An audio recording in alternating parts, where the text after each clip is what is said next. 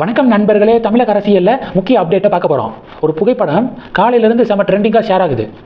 சட்டப்பேரவைக்குள்ளே அண்ணாமலை பேசுகிற மாதிரியான புகைப்படம். அந்த புகைப்படத்தை ஷேர் பண்ணி அவர் ஒரு பதிவு போட்டிருக்காரு. 2031 இது கடவுளுடைய ஆசையோடு இது நடக்கணும் அப்படின்னு ஒரு பதிவு, தன்னுடைய விருப்பத்தை தெரிவிச்சிருக்காரு. இதுக்கு பாசிபிலிட்டி இருக்கா அப்படிங்கிறத நம்ம ஆய்வு செய்ய போகிறோம் இந்த வீடியோவில். 2031 அண்ணாமலை கண்டிப்பாக சட்டமன்ற உறுப்பினர் ஆகிறதுக்கு ஹை சான்ஸ் இருக்குது. பாஜக ஆட்சிக்கு வருமா அப்படின்னா கேள்விக்குறி. ஆனால் 2036 சில மாற்றங்கள்லாம் தமிழக பாஜக செஞ்சாங்கன்னா 2036 கன்ஃபார்மாக பிஜேபி ஆட்சி தமிழகத்தில். அதில் எனக்கு எந்த டவுட்டும் இல்லை. என்ன சில மாற்றங்களை செய்யணும்? மாநில தலைவராக அண்ணாமலைக்கு பொறுப்பு கொடுத்து 2 அசம்பிளி எலெக்ஷனுக்கு ஒர்க் பண்ண வைக்கணும். 2 அசம்பிளி எலெக்ஷன் 2031 2036 இந்த 2 சட்டமன்ற பொதுத் தேர்தல்களுக்கு அண்ணாமலையை மாநில தலைவராக போட்டு ஒர்க் பண்ண வச்சாங்கன்னா 10 வருஷத்தில் பிஜேபி தமிழகத்தில் ஆட்சிக்கு வர்றது 100% இல்லை 200% சான்ஸ் இருக்குது. என்ன தப்பை பண்ணிடக்கூடாது தெரியுமா?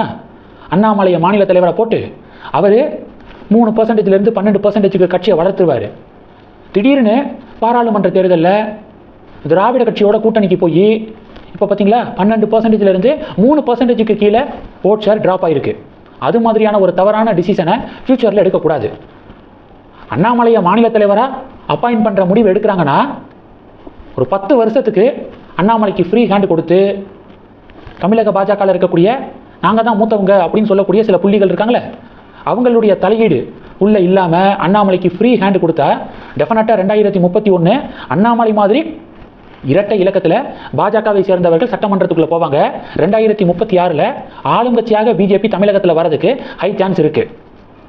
இப்போ டிவிகே கவர்மெண்ட்டு நல்லா ஸ்ட்ராங்காக ஒரு எதிர்கட்சியாக பிஜேபி உருவாகும் அண்ணாமலை தலைமையில். அதிமுக மாதிரி திமுக கிடையாதுங்க. திமுக ஆட்சிக்கு வந்தோன்னே 4.5 வருடம் அதிமுக தூக்கத்தில் இருந்துச்சு. திமுகவுக்கு எதிராக பெரிய போராட்டம் எதையுமே நடத்தலை. அப்படி திமுக கிடையாது. டிவிகே ஆட்சிக்கு வந்த நாளே டிஎம்கே எதிர்கட்சி அப்படிங்கிற அந்த பாலிடிக்ஸை தொடங்கிட்டாங்க. நாளே ஸ்டார்ட் பண்ணிட்டாங்க. இன்னைக்கு பாருங்க, முதல்வர் விஜய் மே மாதத்துக்கான மகளிர் உரிமை தொகை விரைவில் பயனாளிகள் வங்கி கணக்கில் வரவு வைக்கப்படும் அப்படின்னு சொல்லிட்டு அறிவிச்சிருக்காரு. இந்த மகளிர் உரிமை தொகை திட்டம் இருக்குல்ல, அதை மறுசீரமைப்பு செய்ய அரசுக்கு உரிய கால அவகாசம் தேவைப்படுது. அதனால விரைவில் பயனாளிகளுடைய பேங்க் அக்கௌண்ட்ல பணத்தை டெபாசிட் பண்ணிடுவோம் அப்படின்னு அறிவிச்சிருக்காரு.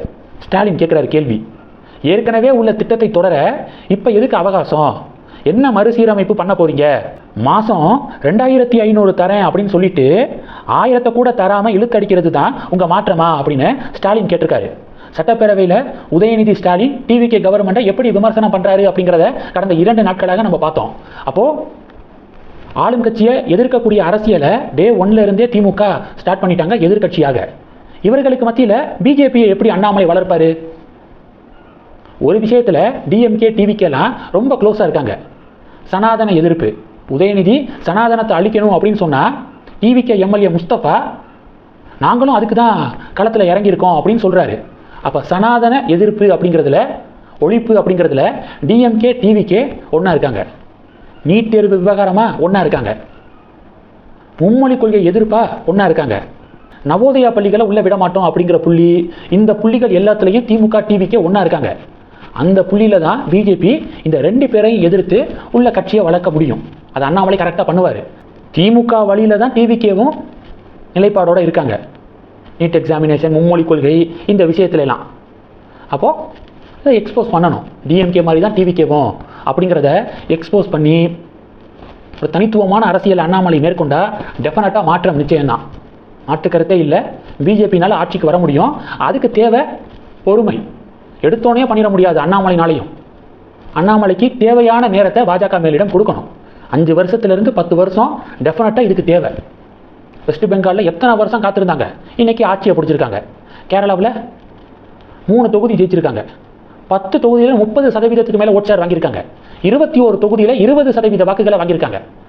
படிப்படியாக கேரள பிஜேபி வளர்ந்துக்கு இருக்கு. அப்படி தான் தமிழக பாஜகவும் வளரும். அதுக்கான டைம் ஸ்பேனை பாஜக மேலிடம் கொடுக்கணும். 5 வருஷத்துலேருந்து 10 வருஷம் அண்ணாமலையை மாநில தலைவராகவே தொடர அனுமதித்து அண்ணாமலையை டிஸ்டர்ப் பண்ணுற மாதிரி மூத்த தலைவர்கள் அப்படிங்கிற பேரில் யாரும் இரிட்டேட்டிங் பண்ணக்கூடாது.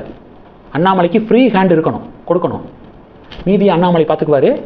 பாஜக தமிழகத்தில் ஆட்சிக்கு வருவதற்கான சூழல் அப்போ தான் ஏற்படும்.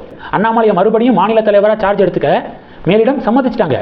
ஆனால் அண்ணாமலை உத்தரவாதம் கேட்குறாரு, கேரண்டி. 2 சட்டமன்ற பொதுத் தேர்தலில் நம்ம தலைமையில் கூட்டணி அமைத்து தான் தேர்தலை சந்திக்கணும், திராவிட கட்சியோடு கூட்டணி இருக்கக்கூடாது, 5 to 10 வருஷம் மாநில தலைவராகவே நான் தொடரணும், இதெல்லாம் டிமாண்ட் பண்ணுறாரு. இந்த உத்தரவாதத்தை கொடுத்தா நான் தயார். ஆனால் திடீர்னு 2 வருஷம் கஷ்டப்பட்டு நான் கட்சியை வளர்த்ததுக்கப்புறம் திராவிட கட்சியோட கூட்டணி அப்படிங்கிற நிலைப்பாடை எடுக்க நீங்கள் நினச்சிங்கன்னா இப்போவே விட்டுருங்க என்னைய. இந்த பேச்சுவார்த்தை தான் நடந்துக்கிருக்கு. டெஃபினட்டாக அண்ணாமலை இந்த பேச்சுவார்த்தையில் வெற்றி பெறுவார். தமிழக பாஜக மாநில தலைவராக அமருவார்.